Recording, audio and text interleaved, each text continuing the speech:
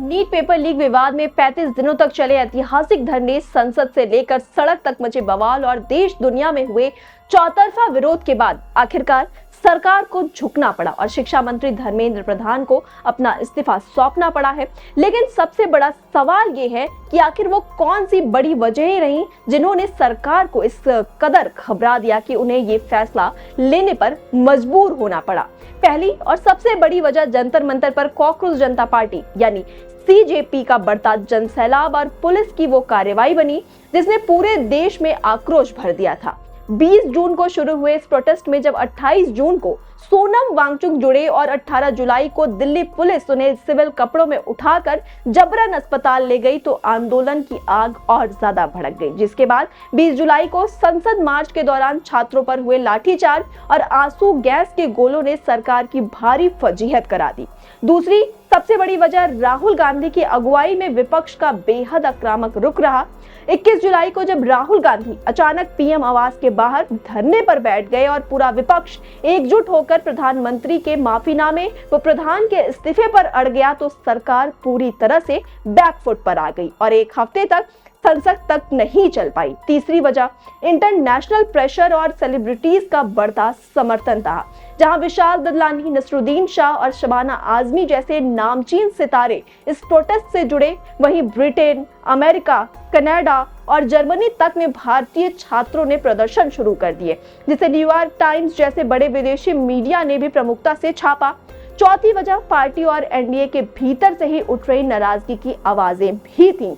जहां एक तरफ बीजेपी के वरिष्ठ नेता मुरली मनोहर जोशी ने छात्रों के साथ हुए दुर्व्यवहार को बेहद दुखद बताया था, तो वहीं आरएसएस प्रमुख मोहन भागवत ने युवाओं से संवाद करने की नसीहत दे डाली, जिसे एनडीए के कई सांसद भी इस पूरे मामले की मिसमैनेजमेंट को लेकर सवाल उठाने लगे थे। और पांचवी और सबसे अहम वजह थी सरकार को सताने वाला चुनावी नुकसान का बहुत बड़ा डर, क्योंकि भारत में करीब 1/4 वोटर्स युवा हैं जिन्होंने बीजेपी को सत्ता में लाने में अपनी अहम भूमिका निभाई है और 2027 में यूपी, पंजाब और उत्तराखंड जैसे अहम राज्यों में विधानसभा चुनाव होने वाले हैं। राजनीतिक जानकारों का स्पष्ट मानना था कि अगर प्रधान का इस्तीफा ना होता तो ये मुद्दा 2029 के लोकसभा चुनाव में बीजेपी के लिए उतना ही घातक साबित होता जितना 1974 का जेपी आंदोलन इंदिरा सरकार के लिए, 2011 का अन्ना आंदोलन यूपीए सरकार के लिए हुआ था। अगर ये प्रदर्शन और लंबा खिंचता तो जमीनी स्तर पर बढ़ती नाराजगी बीजेपी की जड़ों को हिला सकती थी। अब सबसे बड़ा सवाल ये है कि क्या शिक्षा मंत्री के इस्तीफे के बाद ये बड़ा आंदोलन खत्म हो जाएगा?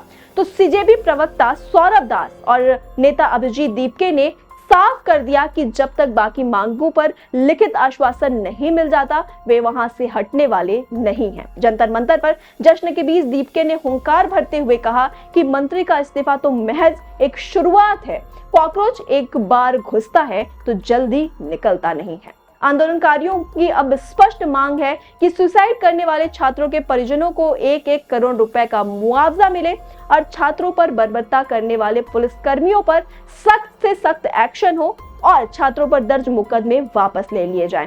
हालांकि राजनीतिक विश्लेषकों का मानना है कि विवाद अब बातचीत के टेबल पर आ चुका है, इसलिए बचे हुए मुद्दों पर जल्द से जल्द समाधान निकाला जा सकता है। तमाम अपडेट्स के लिए आप जुड़े रहिए आई इंडिया के साथ। मुझे दीजिए इजाजत। मैं थी आपके साथ प्रज्ञा वैदेही। नमस्कार।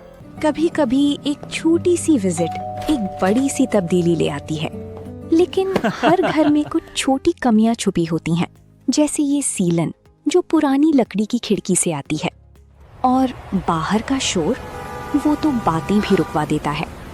बस एक फिक्स और सब कुछ बदल जाता है। ग्रीन प्लास्ट की प्रीमियम यूपीवीसी विंडोज, ना सीलन ना शोर, सिर्फ सुकून। वेदर रेजिस्टेंट डिजाइन जो हर मौसम में सालों तक साथ निभाए।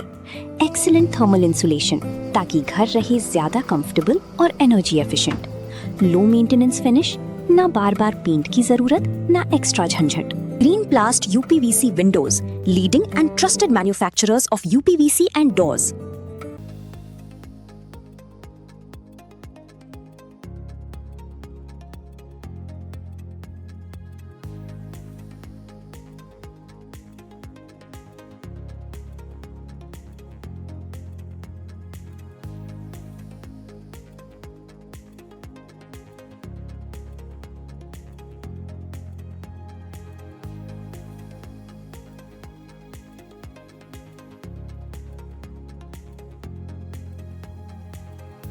चुनावी समर में आई इंडिया का महासर्वे, विधायकों का रिपोर्ट कार्ड, जनता जनार्दन देगी नंबर, टिकट से पहले भरोसे की बाजी, 5 साल के इम्तिहान का परिणाम, काम या सिर्फ वादों का जंजाल। आप अपने विधायक को फिर देना चाहेंगे एक और मौका?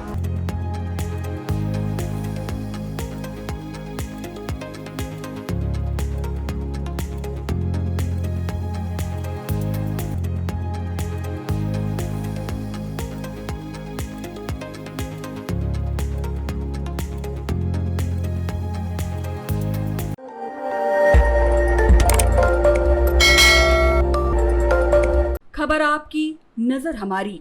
देखते रहिए आई इंडिया।